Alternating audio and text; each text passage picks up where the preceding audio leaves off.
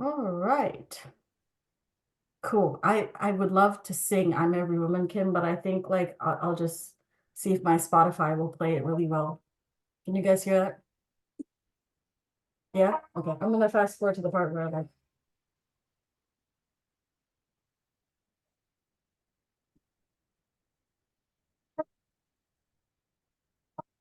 Yeah, you can't hear it? We can't hear it. No, that's terrible. But we like your dance moves. That's so terrible. I was so excited I thought everyone could hear it. Okay, it's fine. So, Sandra, the way you can make it work is play it on your YouTube and just share audio from your screen if you still want to. At this point, Sonia, I feel like I should have just done this earlier and had you in my team to help me out, but it's totally fine. We have people coming. I got you, Sandra. You do? I'm every woman. She's all in me.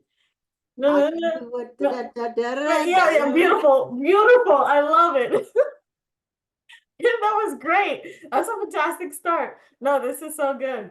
Oh wow, I'm excited. This is a good group. I must say we have a great community all together. So I'm gonna go ahead and get started. Let me find my questions. I was definitely prepared, guys. My questions were up. Okay, I found them. All right, so we have people coming in, and I'll go ahead and introduce myself, and then we'll kind of kick off the conversation because we want to make the most of the time that we have today. So thank you to everyone who's joining us. My name is Sandra Waithaka. I'm program manager at the Global Good Fund, and our panel today is on women in leadership, and we have some amazing women joining me for the conversation. I'm gonna just go ahead and go through your names, but then I'll also give you a chance to introduce yourselves. So we have Carrie Rich, who's the CEO and co-founder of the Global Good Fund. We have Pamela Kaplan, who's the CEO and co-founder and CEO, founder and CEO of Brunch and Budget. We have Somia Dabrival, who's the founder of Project Bala, and we have Kimberly Lewis, who's the president and CEO of Goodwill Industries Texas. All right, that was really beautiful. So today, obviously, this is part of our Threads of Change panel, and we wanted to take this month of March to discuss women because we're celebrating women. So a lot of the conversation today is going to be around our experiences, our lived experiences as people who identify as women, as people who've lived as women and mothers and individuals. So just for everyone to know, that's how we're going to frame the conversation, and it's going to be focused on those experiences. I'd love to start with, a bit of who you guys are. So I think I'll kick off with Kim. If you can give us a bit about who you are, 1 or 2 sentences, and then what you do, and then we'll take it off from there. Certainly. Thank you so much, Sandra. I'm so glad that you all have taken a little bit of time to join us today to talk about these amazing women. So my name is Kimberly B. Lewis. I am the president and CEO of Goodwill Industries of East Texas, as well as a Global Good Fund board member. I also own a consulting firm, Motivational Muse. So I'm an author, business person, entrepreneur, mother, daughter, and all of the above that, so many of us can relate to. Love it. Thank you, Kim. After Kim, I'll kick it off to Somia. Hi, everyone. I'm Soumya Dabriwal. I'm the founder of Project Bala. We are a women's health organization where we're trying to destigmatize women's health at the grassroots communities across India while providing sustainable menstrual hygiene products, all by generating employment for rural women entrepreneurs. We've been able to work with over 800,000 women and girls over the last 6 years, and hopefully our aim and mission is that we become redundant in the next 15 years, where we've empowered each and every woman to take charge of her health and hygiene across India. It's absolutely wonderful to be doing this in the month of March with some people who I personally take inspiration from. I love it. Love it. Thank you so much, Somia. I'll go ahead to you, Pamela. Hi, everyone. My name is Pamela Kapalin. I am a certified financial planner and accredited financial counselor. As Sandra said, I am the founder and CEO of Brunch and Budget, and I am also the co-founder of Sea Change, which is a financial liberation program for creators of color who believe that taking control of your finances is a revolutionary act. The program has morphed in many iterations. I'm a 2022 Global Good Fund Fellow, and we have been studying the racial wealth divide, interpersonal neurobiology, and personal finance for years, and have really found a way to help, in particular, creators of color take action on their finances. And I am so excited to be here as well. Thank you so much, Pam. All right, Carrie, take us home. Go ahead. Red Caboose here. I am thrilled to be with everyone today and really honored to contribute alongside these amazing panelists who inspire me every day. I am the co-founder and CEO of the Global Good Fund, and my life's work is to support the leadership of amazing human beings who contribute to making the world better through business. I also am a mother to 3 little people. I'm an impact investor through the Global Impact Fund and have the honor of supporting our impact consulting practice. And I try to write and be outside in nature and invest in myself and my own leadership development in my free time. Thank you, Sandra. Love it. Great. Thank you so much, everyone, for your introductions. So I'd love to kick us off with kind of the first question. And it's along the lines of, do you believe that, being a woman has influenced both how you lead your organization or how you show up in your role at work? And I'd love to kick it off with, let's go to Carrie first, and then. Thank you, Sandra. So I have mostly experienced challenges as a result of being a woman in business and also opportunities. And I would start by saying that men have been incredibly important to my personal and professional journey and have opened a lot of doors. I will say that I think the challenges have been mostly women, but also age. And so starting at an early age as a first-time social impact entrepreneur is challenging because you're trying to do something that is not traditional in a lot of settings, and I look younger than the people I'm sitting alongside. But we all know one's voice is no less important in that setting. And so I've really relied on having pretty direct conversations with typically the men who are sitting alongside to help pull a chair up to the table, help open doors. And specifically, that'll look like, people not speaking to me directly in conversations, kind of speaking around or over me because they assume the other person who's in the meeting is the one responsible. And so what that looks like in practicality is just pulling folks aside and sharing what I've observed and asking, could we try this a little differently? And here's how. And usually what I find is most people are just unaware. It doesn't come from a bad place. It comes from just being a bit unaware of what's happening real time. I love what you've said, Carrie, in terms of obviously having men be an ally and a partner in that way. Pam, I'd love to hear from you. How do you feel like being as a woman has influenced both your role at work and Yeah. how you lead? No, I love, Carrie, what you said in particular about being able to take people aside and just make them aware of it. Because I do think a huge part of it is just you don't recognize your own actions or biases or privileges until someone points them out to you. And to be able to be in a space where you trust each other enough to have that conversation is amazing. And I think that that's one of our strengths as women in general, is to be able to notice those things and also figure out how to frame them in a way where people feel like that there's now a shared understanding. I think that as a leader and as someone who is in an industry, I'm in financial services. So I'm in an industry where only 23% of certified financial planners are women, and it's been that way for decades. And I am proud to say that I run a firm that is all women.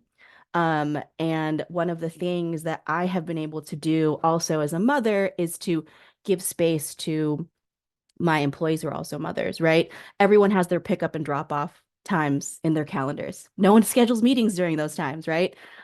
We stopped having meetings in the evenings unless the planner chooses that they're okay with that. People have unlimited vacation time because randomly, a Wednesday is a random day off from school because the DOE decided that, and your kid is home, right?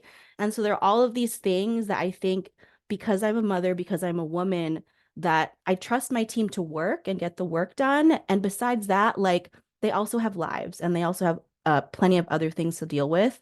And I want work to feel like it's a part of their life and not their whole life. And so that's a big thing that I try to practice as a leader. Love that. I love that. I'll also say, as someone who works at the Global Good Fund, we practice the same thing. Thank you, Carrie. Leadership the same way. It's beautiful. Soumya, I'd love to hear from you. Obviously, your industry is you're working with women, you know, women's health. So how would you say that's influenced both how you've led and in your own life as well altogether? I'd love to hear how being a woman has influenced that. Yes, and I mean, I think I'll pick on a point that Carrie mentioned, which is being a woman and then being a young woman trying to do something which is non-conventional. It's tough. You're in a room with 60-year-old men of um, certain thinking and ideologies which have never been challenged, and you're trying to speak up there. And especially in the beginning, when we didn't have numbers to show, when we didn't have lots of proof of and validation on what we were doing, to stand in that room and say, I'm a woman who understands these health problems a lot more than any of you can. And that's where I think being a woman really played to what I do today. I could connect to the problems a lot more. I could connect to the solutions a lot more. Being young meant I could think innovatively. I wasn't thinking in a box. I wasn't thinking conventionally. But trust me, the first 2.5 years when we didn't have these big numbers to boast with, it was so tough because you were considered soft. They thought that, you're in the development sector because you have this, you're a woman who's nurturing and empathetic, but they didn't see the numbers that we could come with. They didn't see the business we could build around this. So I love now standing in that same room and sharing my numbers with the same group of people. So I think strongly believe that no one wants to shut doors in your faces. It's just the lack of information. It's just the lack of challenging that convention. So being a woman in leadership needs a little bit of courage, but if you've got the right people and the right mission, it doesn't matter. The gender doesn't matter at the end of the day. I love that. I love that. Kim, we've heard a lot of great things, and I'd love to hear from you as well, how you feel like it's influenced kind of your role in leadership and your ongoing journey, being both a woman and a mother as well. Certainly I agree with every single thing that's been said. And I think, a lot of it is truly biases.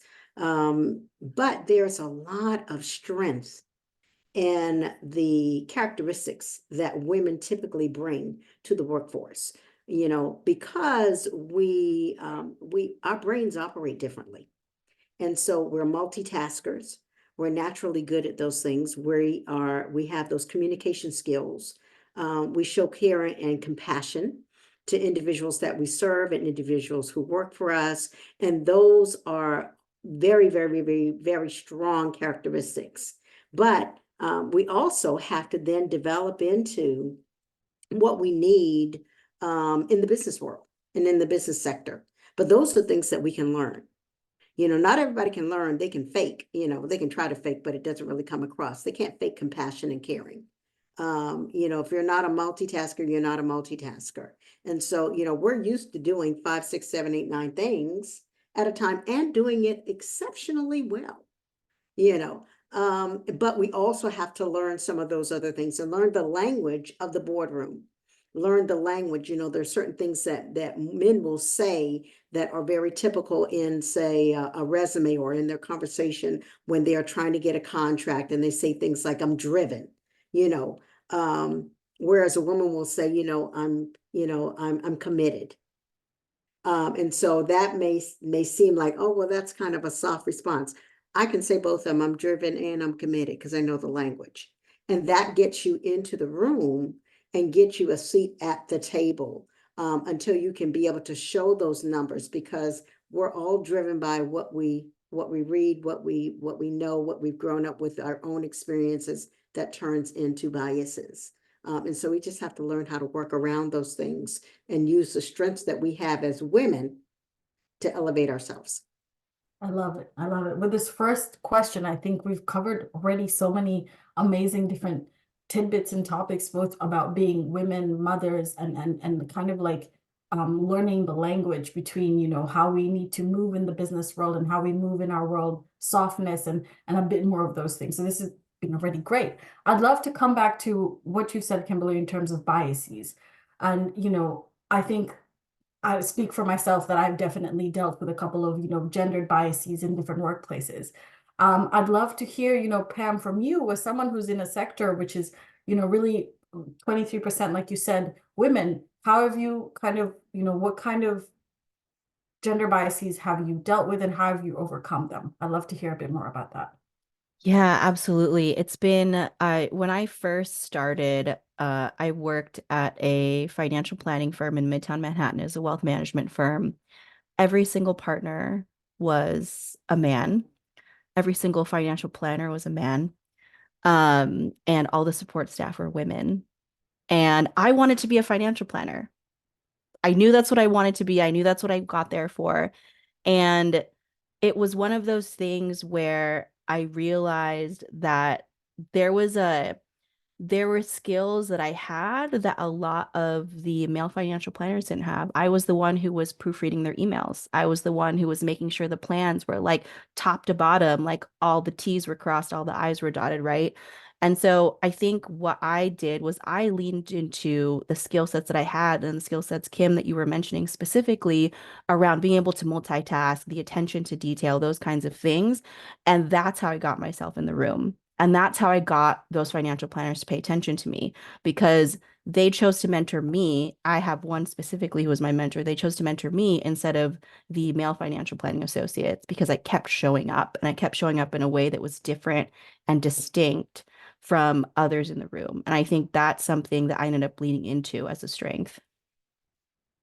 Love it. You've mentioned, I think, a key word here, which is mentorship, right? And kind of like that development and path. And so I'm going to keep on the gender biases, but I'm also gonna, go to a bit more of mentorship kind of conversation.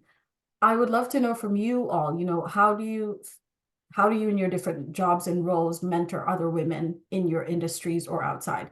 And I'm thinking specifically, some of you have talked about young women and now, obviously we're all beautifully going with time. And that means there's more young women coming in, there's more happening. So I'd love to hear from you, Somya, and then Carrie, like how you kind of are working to mentor women within, your workplace where you feel like maybe you as a and I don't think the work is ever done, but maybe it feels like you feel like you're at a good point. We've worked on it, and maybe you have a young woman come in and say, actually, I think we can do more on this. So how are you mentoring women within your workspaces? Sonia, please, I'd love to hear. Awesome. I think, and I'm not saying that this is exclusive to women, but this is definitely more present in women where we like to take people along with us.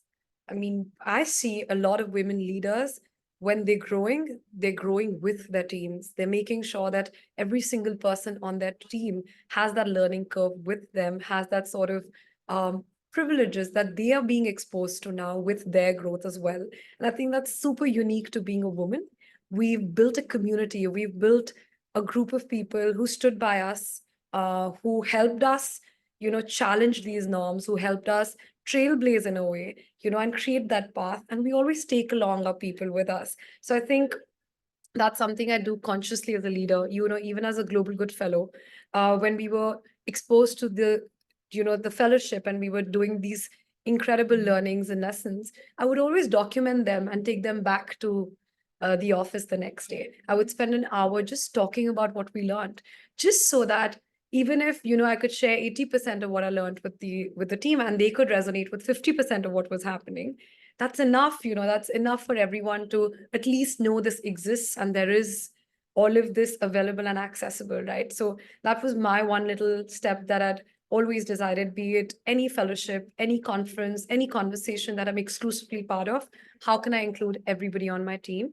And now, given that we're 6 years into our journey, and of course, I have a lot more structure, when young women come in, we always give them one person to shadow. So be it finance meetings, be it investor meetings, be it internal team meetings, they're always, always there. And they're always told to just learn. Because I felt like the reason I am able to do what I'm doing is a result of many, many amazing women digging this path up for me, working really, really hard to allow me to dream and allow me to build. And I have this responsibility to pass it on. And that's what we've inculcated as values within the organization. And we're only one man in the entire organization. So we really carry all of us really carry each other. Love it. Carrie, I'd love to hear from you the same question. Well, I benefit from a lot of mentorship, and mentoring has mattered significantly in my professional and personal life. And I think one of the realizations for me was that mentoring sort of has this aura of being so positive. Some of the most profound mentors in my life have called me out where there's a gap and have said, you really want to dig in on this, think through how you could do better, think differently. And I've so appreciated that. And one of the challenges in being a mentor as a woman is a lot of people assume sort of a softness, especially when you're in a social impact sector, that it's all rosy and positive all the time. And, when I offer direct, candid, honest, critical feedback, it's perceived as, very bad.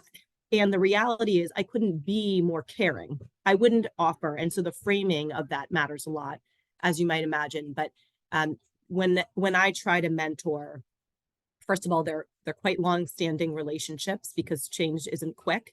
And especially with relationships, it takes a few years to build true trust and open meaningful doors. I've also found that actually opening the doors matters more than the amount of time that I've spent with mentees. So the more doors I can open, the better for the mentees. And that mentoring is not only an age thing, it's really an opportunity, leveling the playing field. And one area that matters a lot to me is board service and corporate board service, for-profit, nonprofit. And it's an opportunity for me to mentor because someone else mentored me and opened the doors for me to serve on boards. And now I've really tried to make it a priority that no matter where someone is in their career, opening doors for other women to serve on boards creates an incredibly important rich diversity for companies that actually adds tangible business value, and it requires being a mentor no matter where someone is in their professional journey. Love it, love it. I think, Carrie, you've spoken a lot to how important it is that mentors are not just, these positive, amazing figures, but really people who keep us both in check and in line with how we vision and our values work. And I think a good point, you all kind of talked on tone, softness, this approach, where as women, we come into a space and people, while we are naturally caring and nurturing, expect those to be more of our tendencies rather than maybe perhaps being outspoken and a bit more, to the point, as I'd put it. Kim, I'd love to hear from you as well. Like, obviously Goodwill is a huge, huge company, and you've kind of had, the experiences of both being a fellow and a board member now. How would you say that you've been able to both overcome any biases and as well mentor other women within your industry? I'd love to hear. Certainly, much like Pamela, nonprofits typically have a lot of women at the helm, but not with Goodwill. Because of our history, our long 100+ year history coming out of the Methodist Church and a lot of Methodist ministers leading Goodwills and building Goodwills. And so there were only a few. And of course, being a person of color, for many years, I was it. There was one other person, and when she retired, I was it for probably about 10 years. And so when I began to really fight against that, there were a lot of biases, certainly, you're going to bring negative attention to us. We don't want, we're already diverse. We serve people with disabilities. Isn't that enough? All of those kinds of things. And so I just continued on working and invited individuals to come into the organization and began to mentor the VPs, the direct reports of other CEOs who would reach out to me and say, would you mentor me? Would you help me, with my career? How do I get to where you are? And so I continued to mentor several people throughout the year, male and female, but a lot of females, and helping them to really chart their next steps. And I always say, chart your next step, whether it's inside the organization or outside the organization. Sometimes you have to leave to be recognized, and that's okay. Advancement is advancement, wherever it leads. And so, really just encouraging them to, do the things that they need to do, and also to rise above, some of the things that really hold us down. One of the major issues that women have to deal with, and women of color in particular have to deal with, is pay equity. And, that continues to be, a bone that sticks in my neck,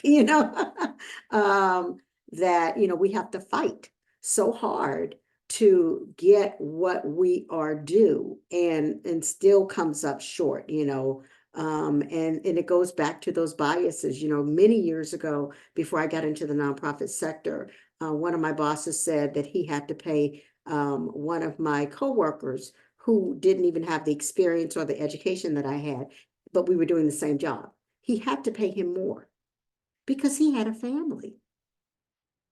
Oh, really? I too have a family, but it really shouldn't matter. The job is the job, and we're both doing the job. And, and so, having to constantly fight those kinds of things and speak up for yourself. So a lot of my mentoring is helping women to speak up for themselves. Take into your boss's office or your board of directors, give them all of the information, the documentation, you've done your homework, you know that you're not being paid equitably, or that you're being overlooked for certain positions. Give them the evidence, and then it's in their court. So if they don't make the right choice, how does that make them feel? And how does that make them look? And so, so many times we want to play nice. And you can be professional, but I'm going to give you the information. And then if I don't like the results, I have the option to leave. Yeah, So you can't be afraid to walk as well. Kim, you've talked a lot about a really key, element, I think, in so many women's journeys, especially for advancement in careers, those paid conversations, right? Those making sure that you and your colleague who are both working the same level, them being a man, are being paid the same way. I think that's really key. I remember my first couple of jobs in the US and at another nonprofit, and I was so surprised that my colleague was being paid like, wait, and I didn't know how to have those conversations. I didn't have the mentorship. I didn't have the capacity. I'd like to say now I'm in a better place to have those conversations due to obviously amazing mentorship within my You network. had the capacity. You Yes. had the capacity, Yes. just not the mentorship. Yes, exactly. So no, that's a really key element. And I think you've also talked about a bit about advancement. And so I'd like to discuss advancement, both talking about, so there's a question here in the chat that I think is great. Someone asked, how do you find your center and peace amidst the many demands, your time as mother, partners, and women in leadership?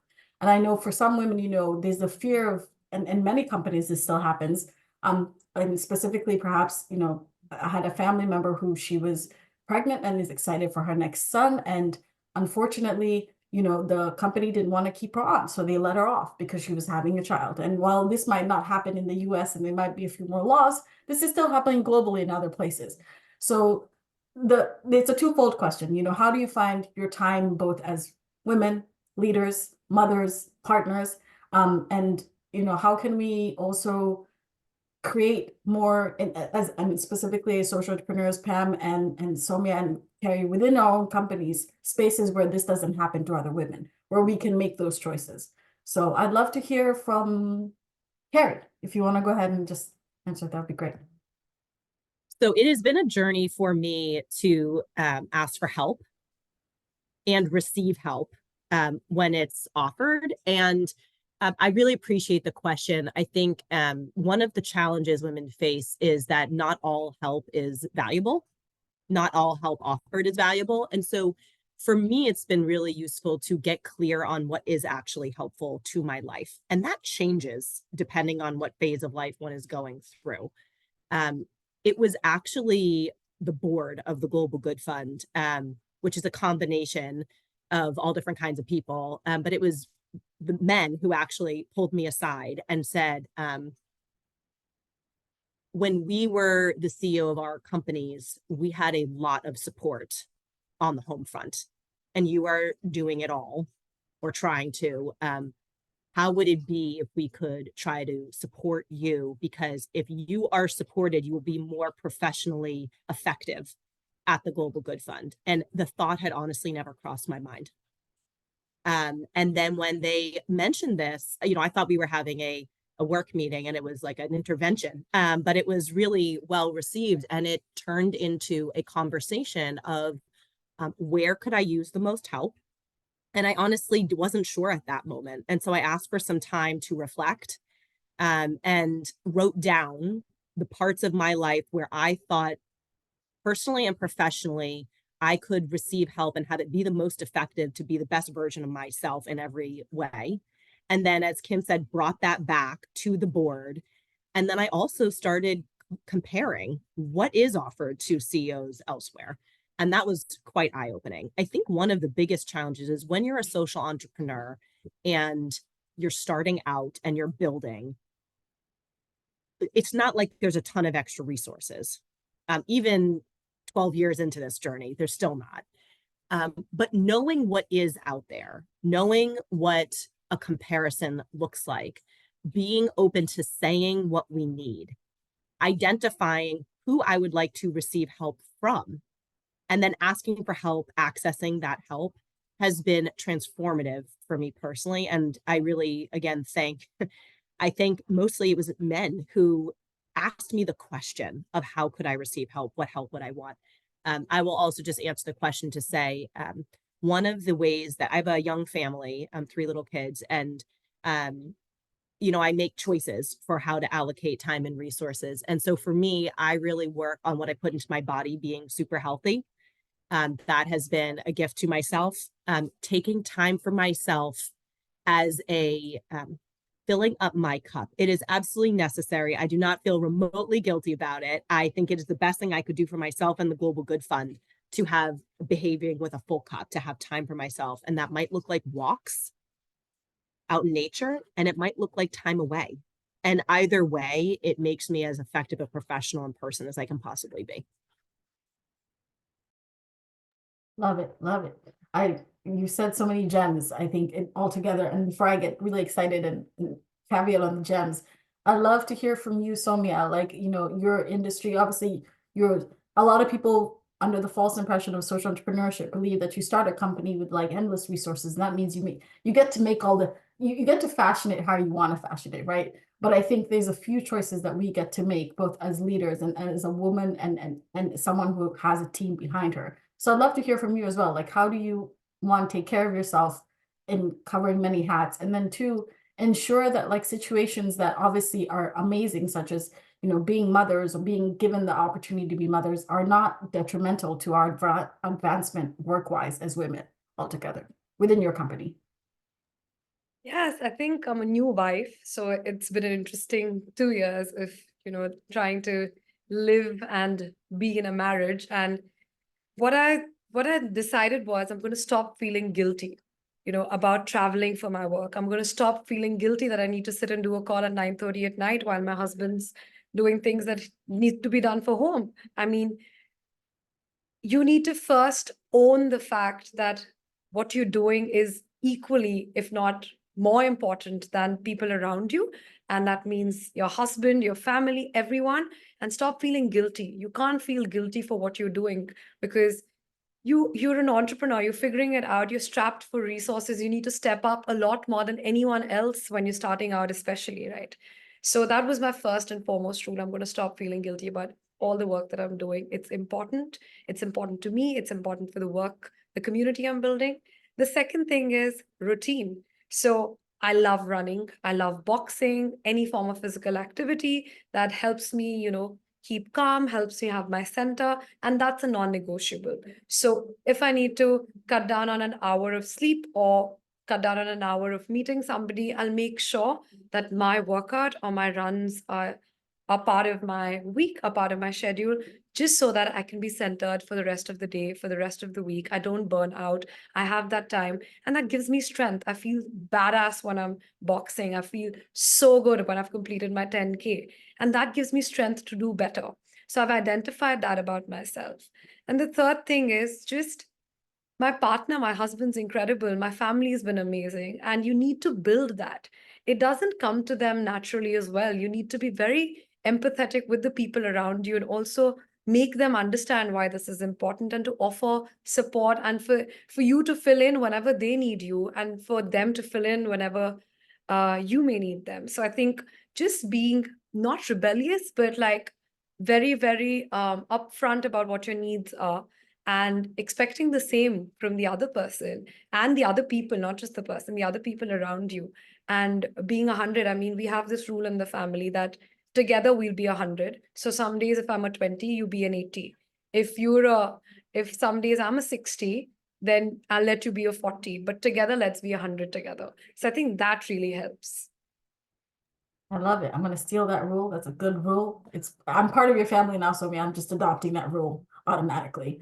No, that's beautiful. Pam, I think, obviously you've spoken a bit about this and in general, like you were just telling us earlier, if you mind me sharing that you came back from an amazing tour with your husband in Colombia for his career in music. So obviously, I'm not obviously, hopefully you've got a good balance of both, but I'd love to hear from, your perspective as well, like how you're able to balance both, mother, wife, Yeah. leader, et cetera, et cetera. Love to hear. Oh my gosh. It depends on the day, y'all. It depends on the day. This has been a journey that I feel like I've been on for the last several years. I think it's really since becoming a mother, in particular. And I'm just like furiously taking notes of everything y'all are saying. The guilt, the shame, the selfishness, like, learning to ask for help is like a huge learning curve for me because I am usually the one helping people, right? I put myself in that position to be a helper and helping feels good and helping gives me something, right? And so how do you instead receive help and also remind yourself that if helping feels good to you, then that means it feels good to the other person giving it to you. And there are so many things that I have to stop and remind myself of when I get into these spirals of I have to do it all myself. I feel the burnout. I feel that I'm on the precipice and on the edge of losing my center and losing my peace. And how do I come back from that? And a huge part of it is that Soumya, you mentioned it. My husband and I do share the load. And it is the kind of thing where, we work together too. I took he's a rapper and a hip hop educator, and he did a tour in Colombia. And I was like, I'm coming with you, and we are leaving our kid with grandma.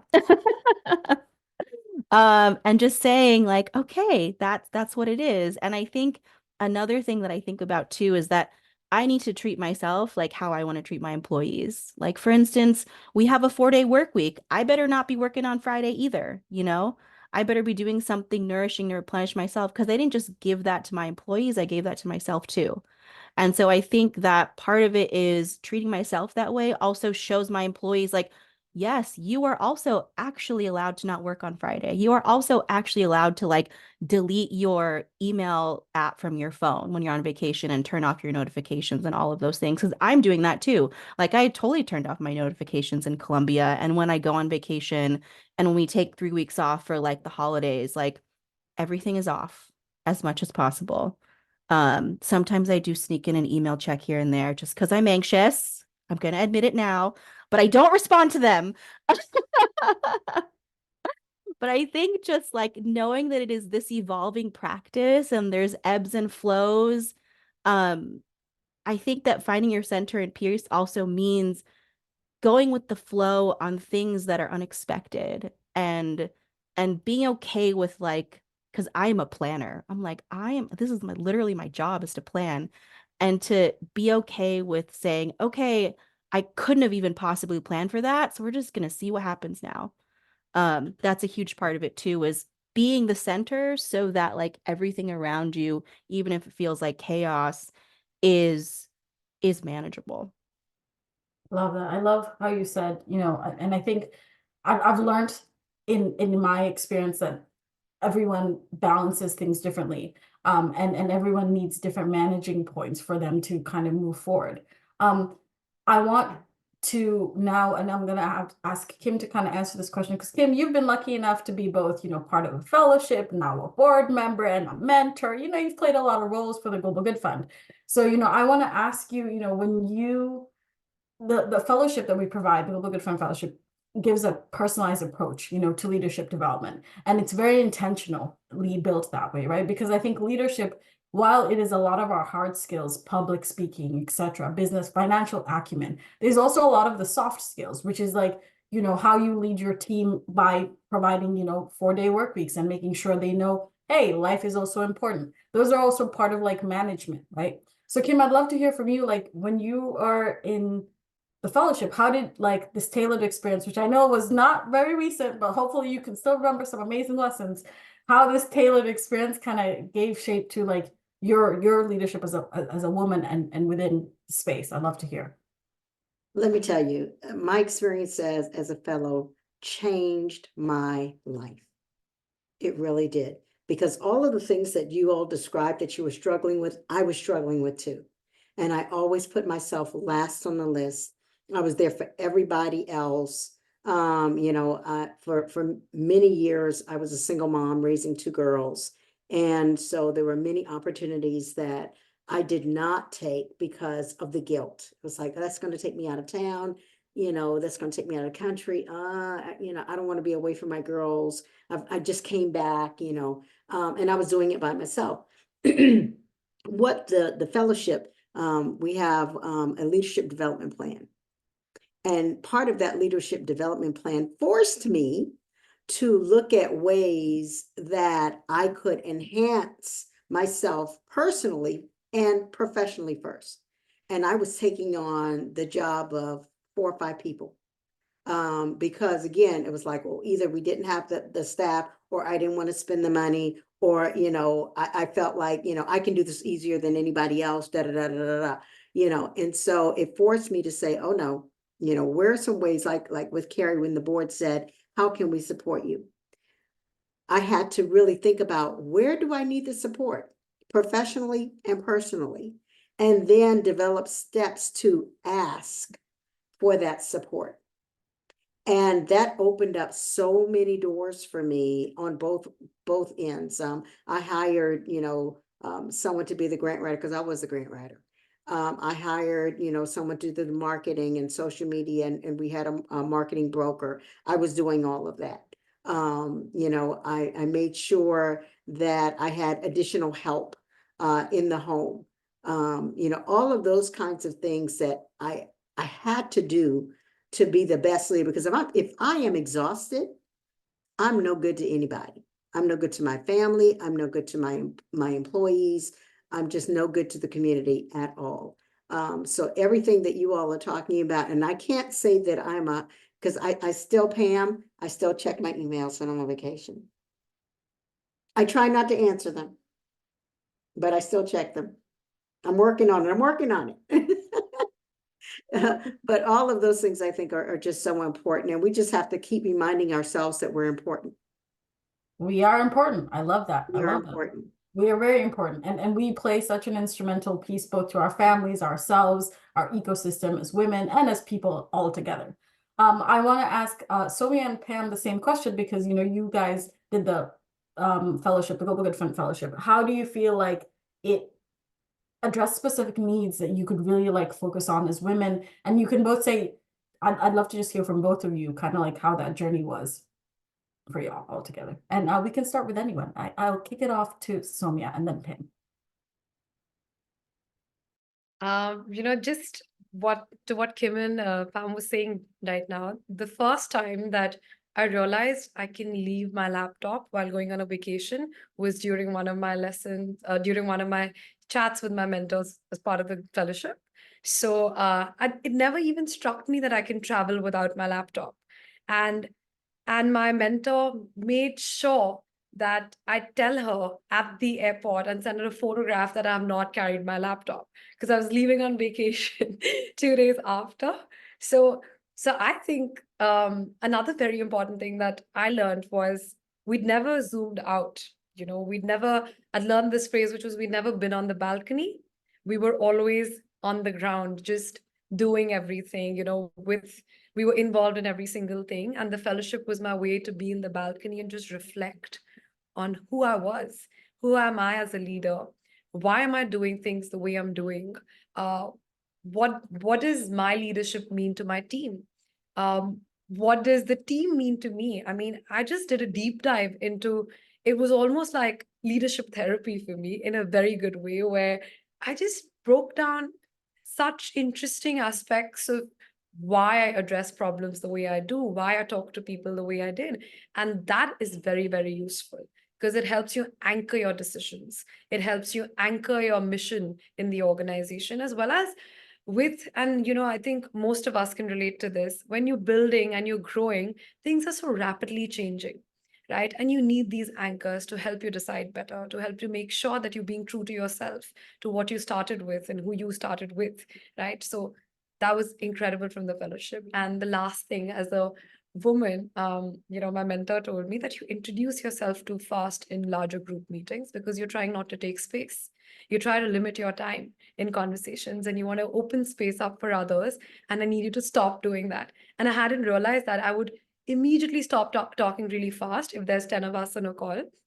And I would see the boys saying, howdy, hope you're all doing well. So I'm sitting here and checking in from the office. And I would just go, hi, I'm Soumya, and run this organization. And that's when I realized, hey, let me notice other women. And that's a trend I noticed across group calls, that women were introducing themselves a lot faster because we're afraid of owning space. And as you can see, I'm not doing that anymore. I've just been going on and on.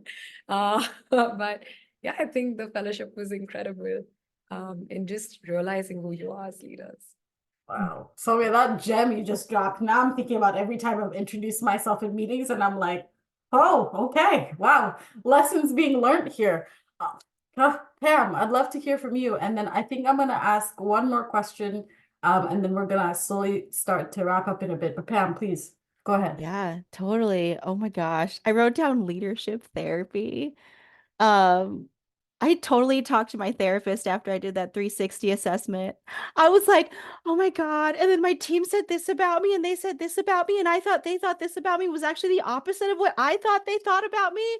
It was like, from the beginning, it was like mind blowing. I had, first of all, never thought to ask my team what they thought about me. And I just remember when it was in the instructions, like who you had to ask. I was like, oh, I can ask my coach. I can ask like a peer. I can ask like my, business partner. And they're like, ask your team. And I was like, okay.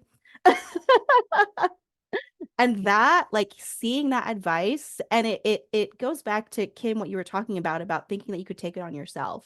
I thought I was good at delegating, and it turns out I was not. And my team straight up pointed that out to me. And one of the things that I learned through this fellowship was that if you do, my biggest fear was that I would look incompetent in front of my team. And they did not think that about me. No way. Nowhere did it say they thought that about me. They thought that I had the vision. They thought that I had, I knew the way forward. What they did say was Pam does too much. That kept coming up and coming up and coming up. Pam does too much. I wish she would like share more of the work with us, things like that. And that was really surprising to me. And I think that we do have a tendency, again, the helper, like this is the position I put myself in, and this is how I saw myself is I'm the helper. So even when I'm a leader, I should be helping. And like, how do you, and a big thing that I recognized was by me trying to do everything, that meant that I also couldn't support other team members becoming leaders as well. And that's the thing is if I am a leader, I'm also a mentor, and I'm a mentor to my team first. And having that insight right from the beginning and getting a whole year to explore what that meant. Like I had team members tell me at the end of that year, they're like, I see the work that you've been doing to change as a leader. Like they saw it in the day to day. And that was really powerful to hear back from them. For them to say, like, I see that you're changing and you are working at it, and the team is better for it. Unprompted, to hear that. The other thing that has been amazing about the fellowship is the year that I was in it was a really, really hard year for the business. And I was nervous about even saying that or sharing that with them. And I just have this memory of Carrie, you in particular, like sending me an email and saying, like, we're here for you through the hard times. This is why this fellowship exists. We don't want to just hear about the good stuff.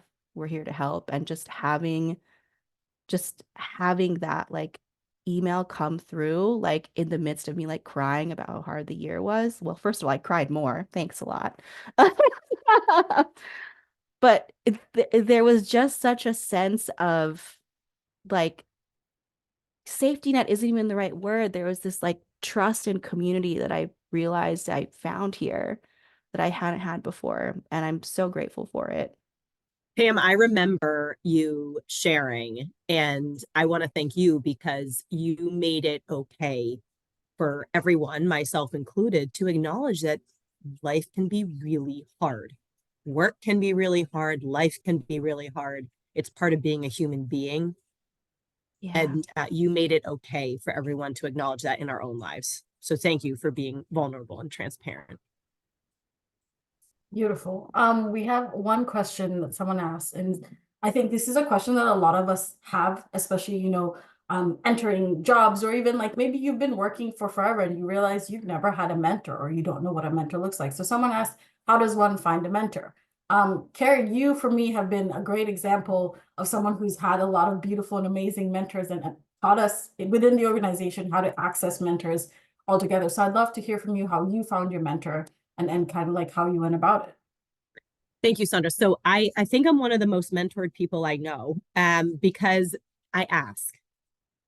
And it comes when I ask, I don't necessarily share what that looks like. I don't say necessarily, will you be my mentor?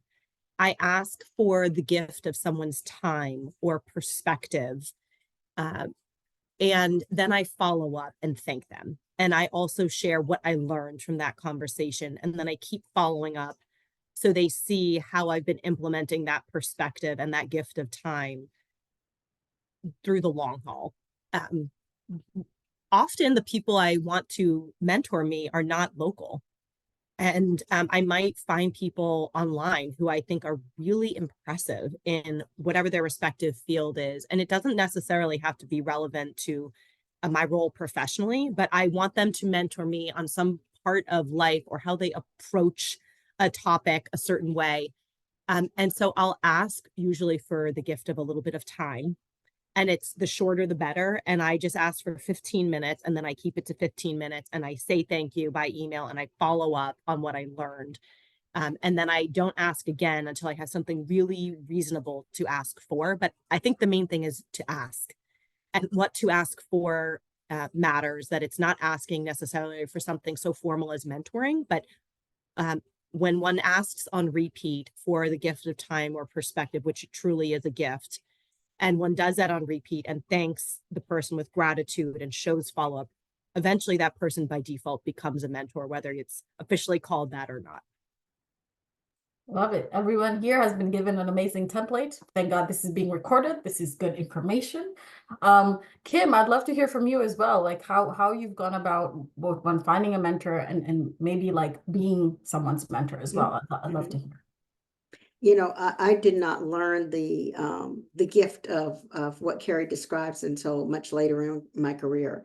My first mentor, I've had, people who fed into my life all my life, but my first, what I would consider real mentor, is she saw something in me and mentored me in the businesses. She ran several businesses, and so mentored me in the businesses that she ran, and I learned how to be an entrepreneur.